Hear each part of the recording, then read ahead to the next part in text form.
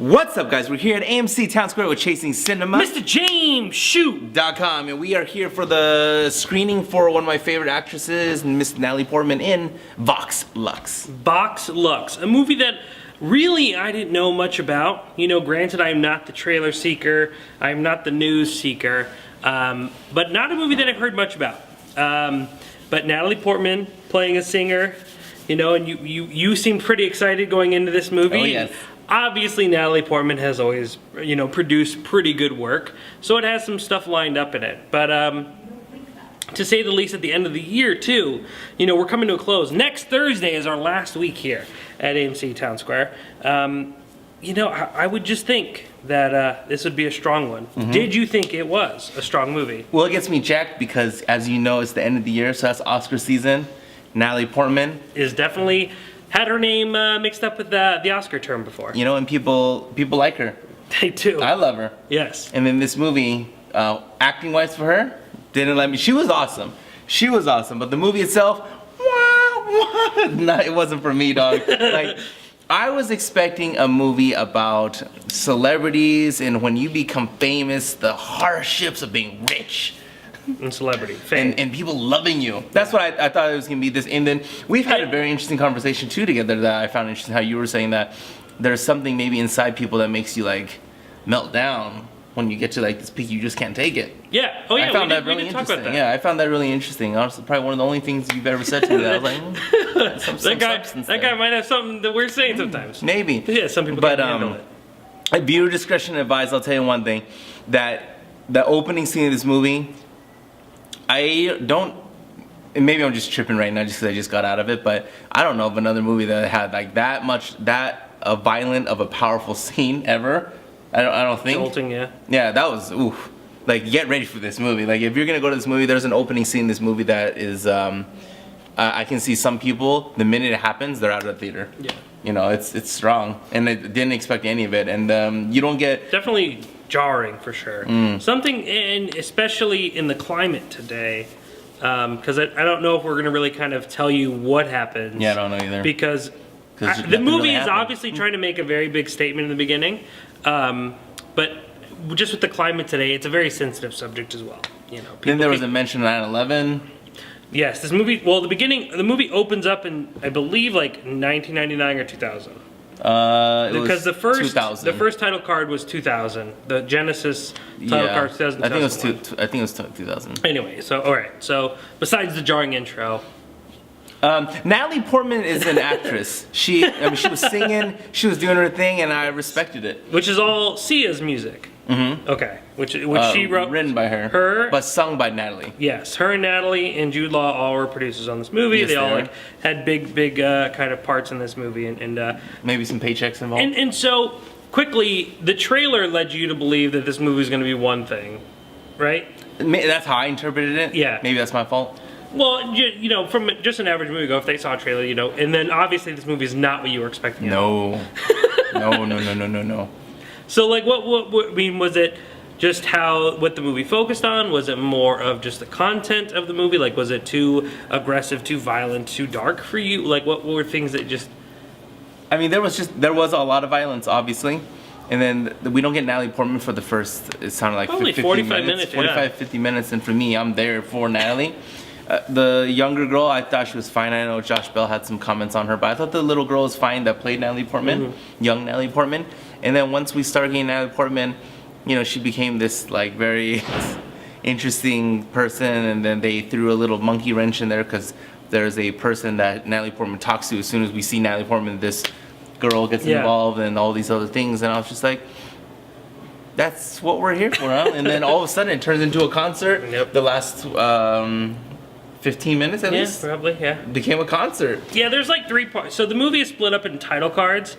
It's Genesis, Regenesis, and Finale. And there's pretty much 3 separate movies going on in those parts. Like, you have the first one, which is this really violent transgression. You have the second part, which is kind of just this in the day of the life of a kind of, up and comer. I shouldn't say, yeah, maybe not up and comer and not crumbling either, but like in that point of a star's career, which we see all the time, where they're kind of going through the struggle, right? Like, I don't want to like perpetuate the idea of this movie, but like 2011, Britney Spears, right, was like that the year she kind of like went through that like, you know, really crazy phase. This is kind of that Shaving phase her of head. that day of the life of, and then we had the part 3, which is mostly the concert. So first things first, Shu's right. Like this is not your linear storytelling movie. This movie is not like, oh, A, B, C, D, traditional movie setting.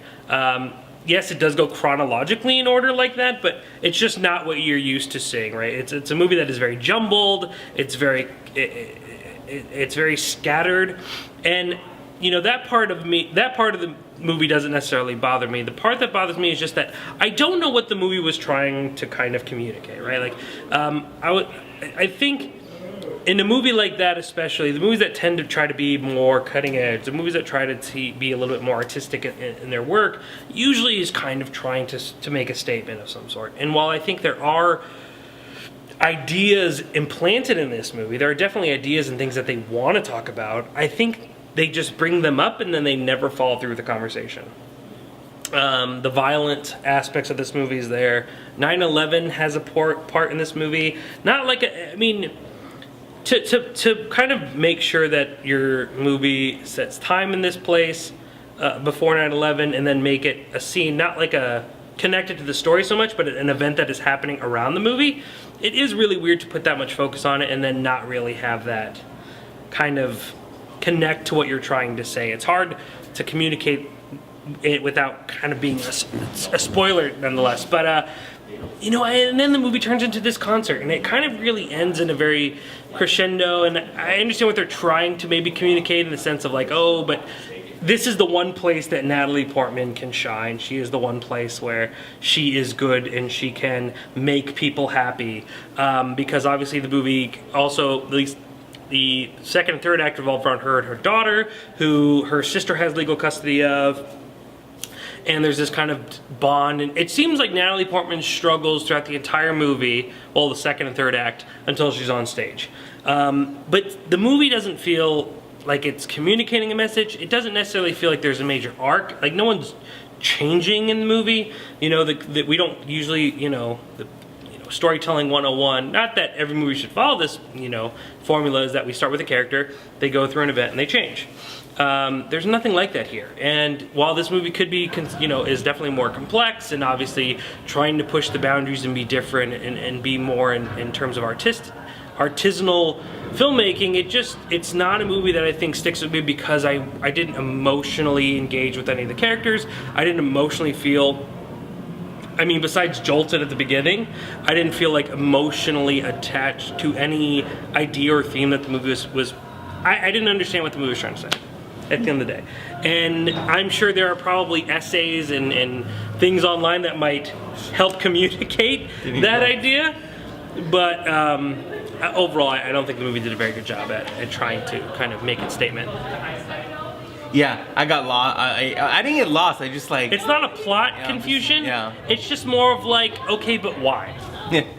I would like to hear the filmmakers' kind of idea of like what they were trying to go for, what they were trying to communicate, because there is that idea of fame, which we thought the whole movie was going to be really about. Yes. There's one about violence. There's one about, I guess like what you're willing to give up in order to be successful, but those ideas are never really fleshed out, and I think it just kind of leaves you going, okay.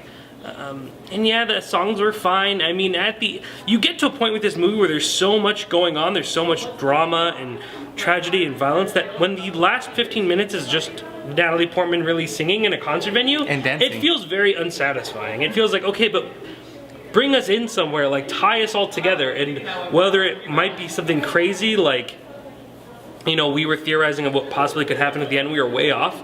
It just doesn't do that. Because the ending of the movie, actually, if anything, when it ended, I didn't even realize the movie was over. Yeah.